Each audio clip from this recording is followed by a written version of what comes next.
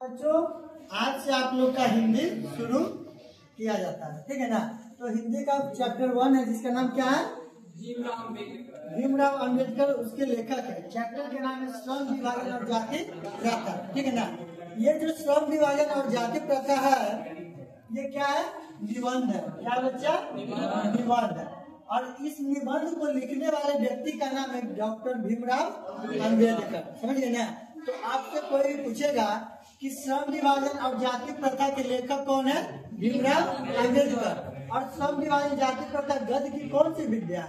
तो आप बताइएगा निबंध, ठीक है ना। यह निबंध है और निबंध के लेखक कौन है? डॉक्टर भीमराव अंबेडकर। तो सबसे पहले किताब शुरू करने से पहले लेखक के परिचय आप लोग जान लीजिए कि लेखक का जन्म कब हुआ, मृत्यु कब हुआ, समझिए ना। उनके पिता का नाम, उनके माता का नाम, उनकी शैक्षणिक योग्यता और इनके अलावा ये कौन कौन से और भी गद्य लिखे हैं, कौन कौन से विद्या लिखे हैं, कौन कौन से कविता लिखे, कहानी लिखे है, इसको पहले आप लोग समझ लीजिए। तो चलिए शुरू करते हैं, ध्यान से देखिएगा। लेखक भीमराव अंबेडकर का जन्म 14 अप्रैल 1891 ईस्वी में हुआ था। कहाँ पे हुआ था? मध्य प्रदेश में हुआ था, ठीक है ना। मध्य प्रदेश के महू एक जगह है, वहीं पे दलित परिवार में इनका जन्म हुआ था 14 अप्रैल 1891 को, ठीक है ना। किनका जन्म हुआ था 14 अप्रैल 1891? भीमराव अंबेडकर। ये कौन से फैमिली से बिलोंग करते थे? दलित फैमिली से, दलित परिवार से, समझ गए ना। इसको आप लोग नोट भी कर लीजिएगा, ठीक है, ताकि कॉपी में रह के आप लोग इसको डेली पढ़ते जाइएगा। 10 से 5 मिनट डेली पढ़िएगा, याद हो जाएगा। मृत्यु भीमराव अंबेडकर की मृत्यु हुआ था हुआ 6 दिसंबर 1956 में। कहाँ पे हुआ था? नई दिल्ली में, ठीक है। भीमराव अंबेडकर की मृत्यु 6 दिसंबर 1956 को कहाँ हुआ था? नई दिल्ली में। इसको भी याद कर लीजिएगा। ये सब देखिए, भीमराव अंबेडकर का जन्म किस राज्य में हुआ था? मध्य प्रदेश में। मृत्यु कहाँ पे हुआ था? दिल्ली में। ये सब आपको वस्तुनिष्ठ प्रश्न में पूछा जाता है, तो इसको याद कर लीजिएगा। दूसरा नाम इनका एक और नाम क्या था?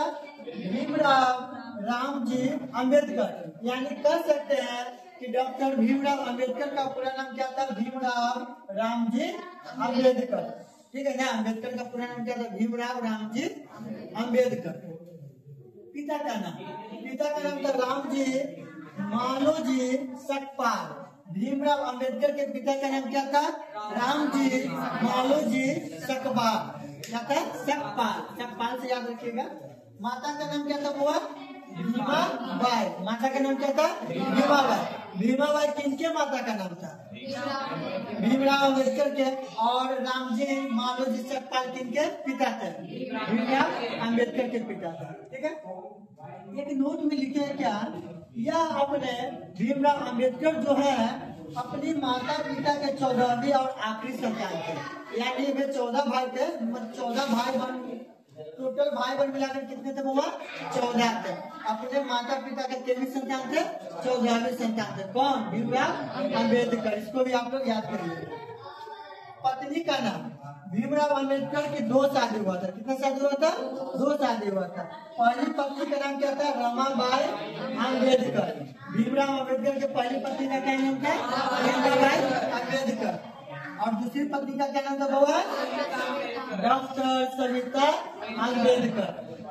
भीमराव अंबेडकर की कितनी पत्नी थी? 2। पहली पत्नी का नाम क्या था और दूसरी पत्नी का नाम क्या था? चलिए, ठीक है। इनका बच्चे में थे, एक बच्चा था, समझिए ना। उनका नाम क्या था? यशवंत अंबेडकर। तो ये सारी बातों को आप लोग समझिए और नोट कर लीजिए, फिर हम आगे बढ़ते हैं। इसको नोट कीजिए बच्चों, ध्यान दीजिएगा। भीमराव अंबेडकर जी के शैक्षिक शिक्षा को, ठीक है ना, उनका शैक्षणिक शिक्षा क्या था? उनके पास कितने डिग्रियां था? वो उन्होंने कहाँ तक की पढ़ाई की थी? सबको जानेंगे, ठीक है, पॉइंट बाय पॉइंट। तो ध्यान दीजिएगा, यहाँ पे मुंबई विश्वविद्यालय से बीए किए थे डॉक्टर भीमराव अंबेडकर। बीए कहाँ से किए थे? किस विश्वविद्यालय से? मुंबई यूनिवर्सिटी से, ठीक है ना, बीए किए थे। कोलंबिया विश्वविद्यालय से उन्होंने क्या किया था?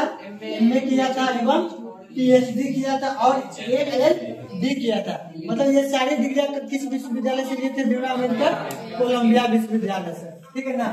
अगला पॉइंट क्या है, लंदन स्कूल और इकोनॉमिक्स, लंदन स्कूल और इकोनॉमिक्स से उन्होंने किस चीज का डिग्री लिया था, MSc और DSc, MSc DSc। तो आप लोग ध्यान दीजिएगा कि BA की पढ़ाई किस विश्वविद्यालय से किए थे, डॉक्टर भीमराव अंबेडकर। MA किस विश्वविद्यालय से किए थे, PhD किस विश्वविद्यालय से किए थे, और MSc और DSc कहाँ से किए थे, ये सब याद रखिएगा। एक नोट में क्या है, इसी के अंतर्गत आता है नोट में, ग्रेज इन बैरिस्टर एट लॉ, लॉ यानी कि कानून, कानून का भी पढ़ाई किए थे यही से, लंदन स्कूल ऑफ इकोनॉमिक्स से, इसको भी याद रखिएगा। उनके पास लॉ के भी डिग्री था, किनके पास, भीमराव अम्बेडकर के पास।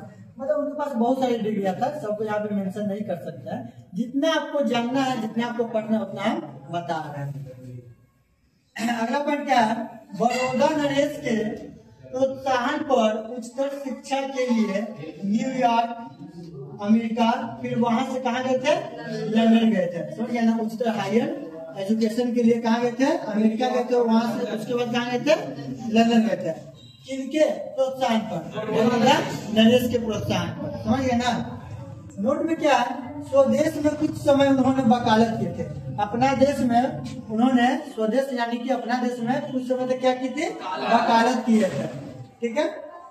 यानी कि वो पेशे से वकील भी थे, क्योंकि लॉ का पढ़ाई वो किए थे ना जी, कहाँ से किए थे, लंदन स्कूल ऑफ इकोनॉमिक्स से किए थे, ठीक है। उनके चिंतन व रचनात्मक मुख्यतः 3 प्रेरक व्यक्ति थे। चिंतन यानी वो जो सोचते थे ना, या वो जो रचना करते थे, वो 3 लोग को अपना गुरु मानते थे। कोई गुरु मानता है ना जी, किन्हीं का विचार हमें अच्छा लगता है तो उनको हम क्या बना लेते हैं, गुरु बना लेते हैं, बनाते हैं ना। तो ये किनके विचार से प्रभावित थे, बुद्ध, गौतम बुद्ध, कबीर, और तीसरा कौन थे, ज्योतिबा फूले। इन तीनों के विचारों से बहुत ही प्रभावित थे, और इनके विचार पर ये चलना शुरू कर दिए थे, और उनके विचार से संबंधित कितना कविता, कहानी, पत्र, निबंध ये लिख दिए थे। कौन, डॉक्टर भीमराव अम्बेडकर। इसको नोट कर लो, अब आगे बढ़ेंगे, ठीक है ना। बच्चों देखते हैं हम भीमराव अम्बेडकर द्वारा लिखे गए महत्वपूर्ण रचनाओं का, ठीक है ना। भीमराव अम्बेडकर श्रम विभाजन, जाति प्रथा के साथ साथ और भी कितने रचनाएं खुद से लिखे हैं, उनको ध्यान से देखिएगा। तो पहला है उनके प्रमुख रचनाएं एवं भाषण।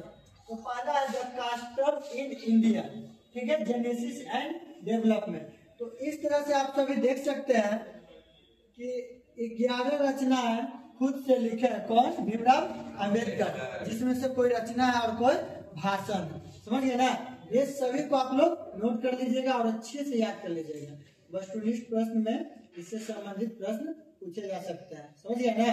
सब इसको ऑब्जेक्टिव बना लेना खुद से, ऐसे हम लिखवा देंगे। नोट में क्या लिखा हुआ है, एनहिलेशन ऑफ कास्ट के ललय सिंह यादव द्वारा हिंदी रूपांतरण, ठीक है ना। तो आपसे पूछेगा कि एनहिलेशन के हिंदी रूपांतरण किनके द्वारा किया गया था, तो आप बताइएगा ललय सिंह यादव के द्वारा, समझ गए ना। ललय सिंह यादव जो थे एनहिलेशन ऑफ कास्ट का हिंदी रूपांतरण किए थे, ठीक है ना। मतलब हिंदी भाषा में वो उसको अर्थ को व्यतीत किए थे ताकि सबको पढ़ने में सुविधा और भारतीय लोग को पढ़ने में सुविधा हो। कौन सा बुक था, एनहिलेशन ऑफ कास्ट। नेक्स्ट क्या है, संपूर्ण बागडम्य नाम से 21 खंडों में प्रकाशित हो चुका था।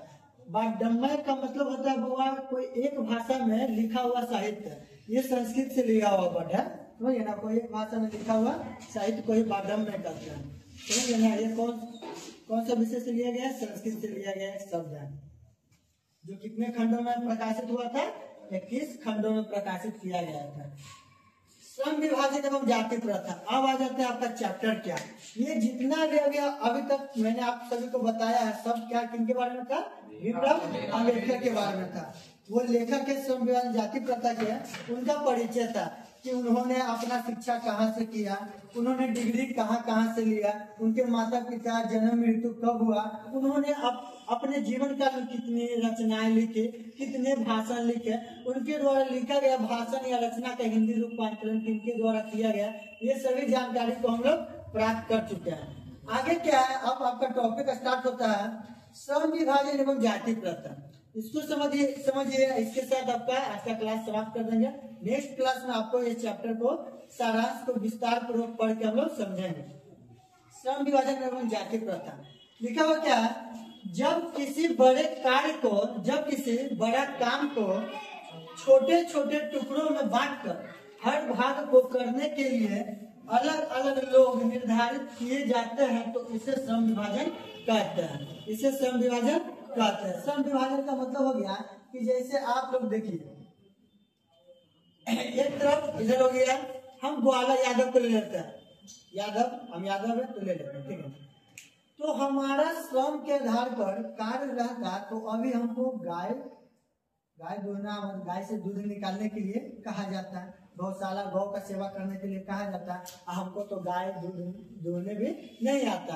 अगर जो हमको जबरदस्ती कहे कि नहीं आप वही काम कीजिए तो हमसे हो पाएगा? हम तो अभी आप लोग को पढ़ा रहे हैं, समझिए ना। तो ये जो टॉपिक है ना, उसको हम लोग बहुत ही विस्तार पूर्वक समझेंगे। 2 फिगर बनाया जाएगा, इधर रहेंगे, हालांकि हम बोर्ड पे फिगर नहीं बनाएंगे, आपको बताएंगे इधर रहेंगे भीमराव अम्बेडकर और इधर रहेगा जो श्रम विभाजन को मानता था ना वो व्यक्ति रहेगा। और दोनों के बीच लड़ाई चला, ये श्रम विभाजन को भीमराव अम्बेडकर अच्छा मानते थे या बुरा मानते थे, आपको नेक्स्ट क्लास में बताया जाएगा। तब तक के लिए इतना ही, इसको नोट कर लीजिए, ठीक है।